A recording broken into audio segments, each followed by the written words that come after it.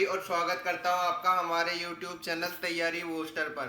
तो दोस्तों, हम एसएससी सीजीएल 2020 के पेपर्स देख रहे थे। तो आज हम 13 अगस्त 2021 को कंडक्ट हुआ जो थर्ड शिफ्ट का पेपर था, उसका इस वीडियो में जीके के 25 क्वेश्चन देखने वाले हैं। तो चलिए वीडियो को स्टार्ट करते हैं। पहला क्वेश्चन देखिए, भारत के संविधान के निम्न में से कौन से अनुच्छेद में राष्ट्रपति की अध्यादेश को घोषित करने की शक्ति निहित है?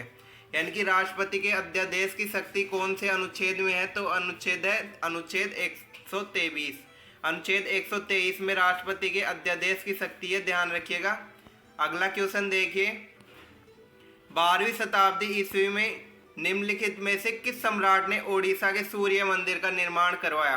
तो ओडिशा का जो कोणार्क मंदिर जो सूर्य देवता को समर्पित है, उस मंदिर का निर्माण किसने करवाया था? तो नरसिंह देव फर्स्ट ने करवाया था। और ध्यान रखिए, ओडिशा के जो कोणार्क मंदिर को ब्लैक पैगोडा भी कहा जाता है। अगला क्वेश्चन देखिए, कौन सा राष्ट्रीय उद्यान लद्दाख में स्थित है? तो हेमिस राष्ट्रीय उद्यान जो है वह लद्दाख में स्थित है। और ध्यान रखिएगा कि जो हेमिस राष्ट्रीय उद्यान है वह सबसे ऊंचाई पर स्थित राष्ट्रीय उद्यान है।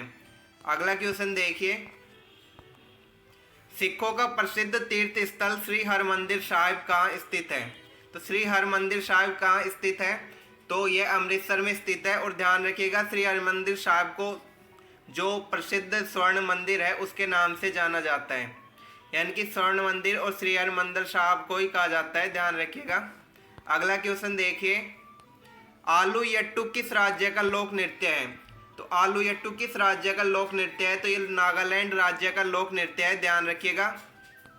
अगला क्वेश्चन देखिए, क्वेश्चन नंबर 6, भारत के संविधान के अनुच्छेद में अनुसूचित जातियों और अनुसूचित जनजातियों के लिए लोकसभा में सीटों के आरक्षण की अवधारणा को रेखांकित किया गया है?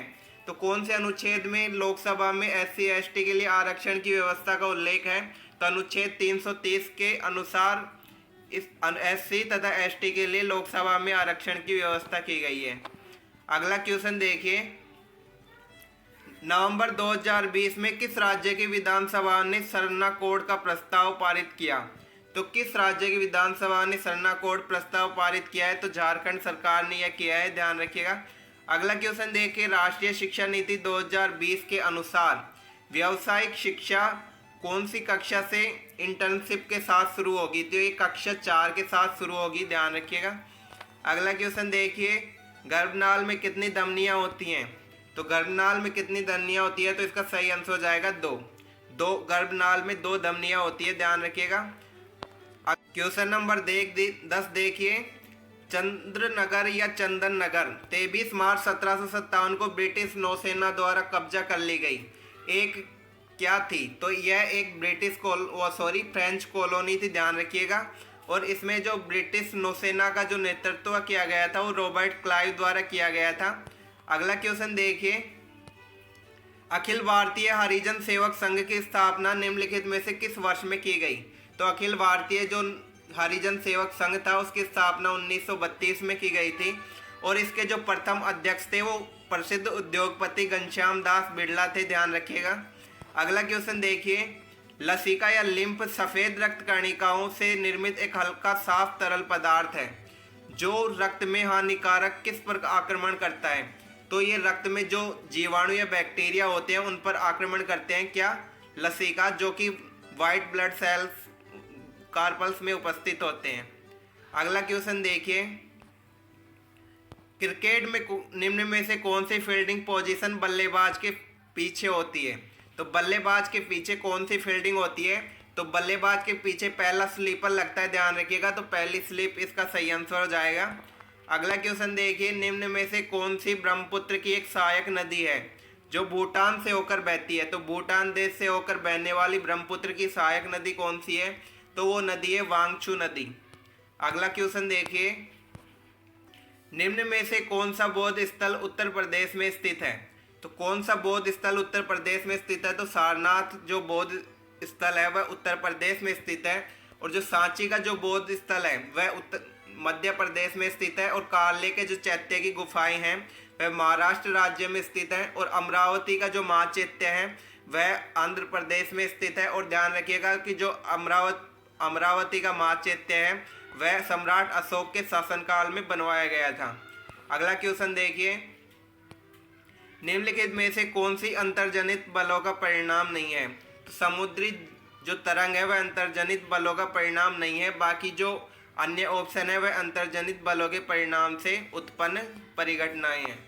अगला क्वेश्चन देखिए, क्वेश्चन नंबर 17, 2020 में संयुक्त राष्ट्र ने कैनबिस और कैनबिस रेजिन को सबसे खतरनाक पदार्थों की श्रेणी से हटाने का प्रस्ताव पारित किया। निम्न में से कौन सा देश मतदान में अनुपस्थित रहा था? तो यह देश यूक्रेन था जो कि मतदान में अनुपस्थित रहा था।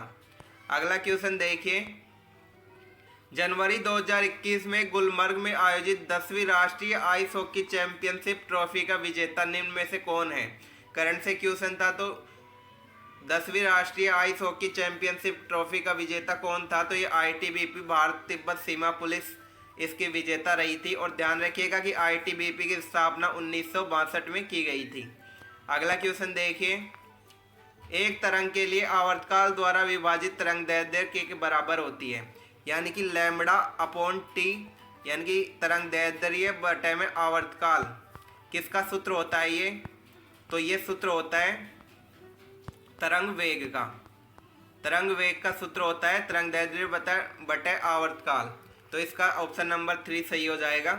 अगला क्वेश्चन देखिए, रेमन मैग्सेसे पुरस्कार की शुरुआत किस वर्ष में हुई थी? तो रेमन मैग्सेसे की पुरस्कार की जो शुरुआत थी वो 1957 में हुई थी। और ध्यान रखिएगा, रेमन मैग्सेसे जो पुरस्कार है वह एशिया का नोबेल पुरस्कार कहलाता है और फिलीपींस सरकार द्वारा दिया जाता है। अगला क्वेश्चन देखिए, एक सहपोषी जीव की कार्बन और ऊर्जा आवश्यकताओं को पूरा करने की प्रक्रिया क्या कहलाती है? तो ये प्रकाश संश्लेषण की प्रक्रिया कहलाती है। ध्यान रखिएगा, कार्बन और ऊर्जा आवश्यकता इसके द्वारा पूरी की जाती है स्वयंपोषी जीवों द्वारा। अगला क्वेश्चन देखिए, आईसीटीपी रामानुजन पुरस्कार ये किस क्षेत्र में उत्कृष्टता के लिए प्रतिवर्ष प्रदान किया जाता है? तो गणित के क्षेत्र में दिया जाता है। ध्यान रखिएगा, जो रामानुजन थे वो प्रसिद्ध गणितज्ञ थे भारत के। अगला क्वेश्चन देखिए, निम्न अर्थशास्त्रियों में से किसने हिंदू वृद्धि दर शब्दावली का प्रयोग किया या सुझाव दिया? तो किसने हिंदू वृद्धि दर शब्दावली का सुझाव दिया था? तो वो थे राजकृष्ण। अगला क्वेश्चन देखिए, सेल के अंतर्गत आने वाला स्टील प्लांट निम्न में से किस स्थान पर स्थित है? तो सेल के अंतर्गत आने वाला स्टील प्लांट भिलाई में है। भिलाई जो स्टील प्लांट है वह सेल के अंतर्गत आता है। अगला क्वेश्चन देखिए, विस्कोस फाइबर किससे प्राप्त होता है? तो जो विस्कोस फाइबर है वह सेल्यूलोज से प्राप्त होता है। ध्यान रखिएगा। तो ये थे आज के 25 क्वेश्चन। उम्मीद करता हूँ आपको वीडियो अच्छा लगा होगा। अगर वीडियो अच्छा लगे तो वीडियो को लाइक कीजिए और चैनल को सब्सक्राइब कीजिए। धन्यवाद।